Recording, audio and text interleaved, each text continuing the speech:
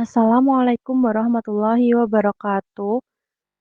Kami dari kelompok 6. Perkenalkan saya Siti Umayyah dengan NIM 243151065 serta teman-teman saya Diah Pratamasari dengan NIM 243151074 dan Fadila Syafiatul Askia dengan NIM 243151083.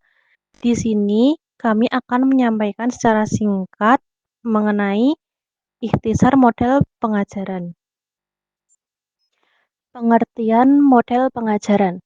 Model pengajaran atau model pembelajaran adalah kerangka konseptual yang menggambarkan prosedur sistematis dalam mengorganisasikan pengalaman belajar untuk mencapai tujuan pembelajaran tertentu, serta dapat diartikan juga sebagai kerangka untuk menerapkan pendekatan, strategi, metode, teknik, dan taktik dalam proses belajar mengajar yang disampaikan oleh pendidik. Urgensi model pengajaran. Model pengajaran penting untuk digunakan sebagai pendekatan sistematis untuk meningkatkan efektivitas dan efisiensi proses pembelajaran. Dengan adanya model pengajaran, maka yang pertama dapat memberi arahan yang jelas dalam pembelajaran. Yang kedua, dapat menyesuaikan pembelajaran dengan karakter dan kemampuan siswa.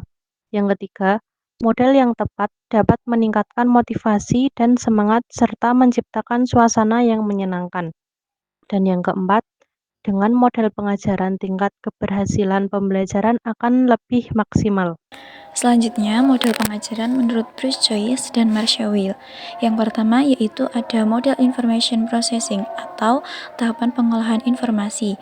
Information processing adalah sebuah istilah kunci dalam psikologi kognitif yang akhir-akhir ini semakin mendominasi sebagian besar upaya riset dan pembahasan psikologi pendidikan.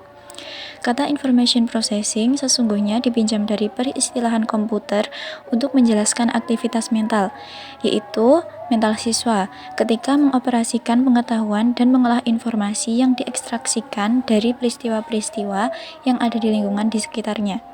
Information processing sebagai sebuah rumpun model-model mengajar perlu dipelajari dan diterapkan sebaik-baiknya dalam proses belajar mengajar agar ranah cipta siswa dapat berkembang dan berfungsi seoptimal mungkin.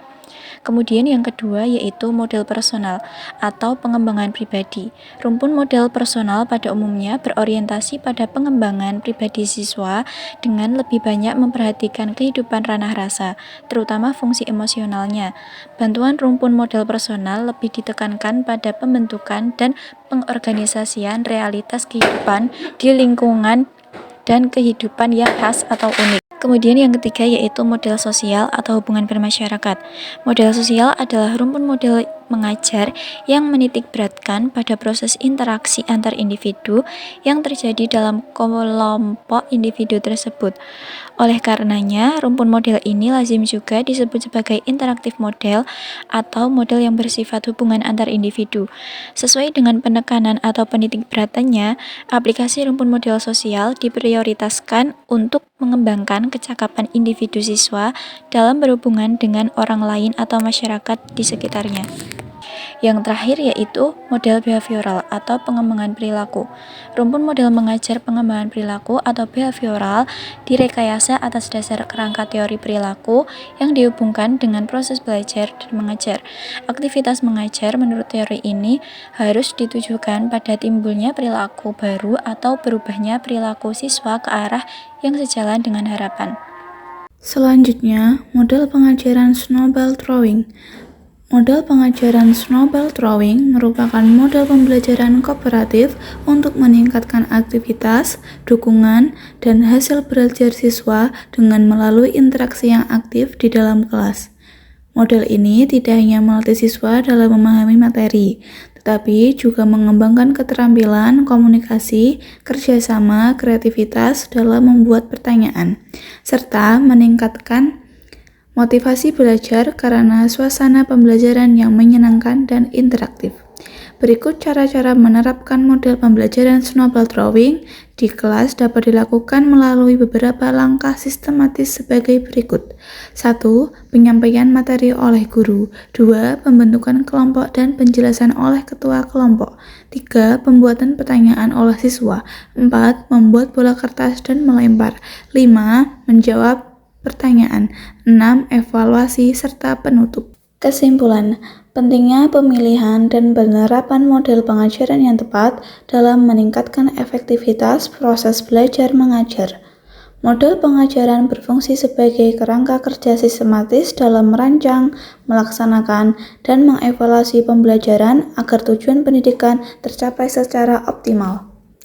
Selain itu, model ini juga menjadi sarana untuk menerapkan teori belajar ke dalam praktik pendidikan yang nyata.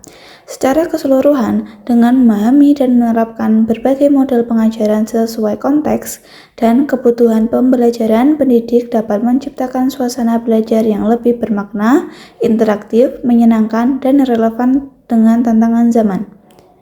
Selain itu, terdapat juga model pembelajaran snowball drawing yang mengembangkan keterampilan komunikasi, kerjasama, kreativitas dalam membuat pertanyaan, serta meningkatkan motivasi belajar karena suasana pembelajaran yang menyenangkan dan interaktif.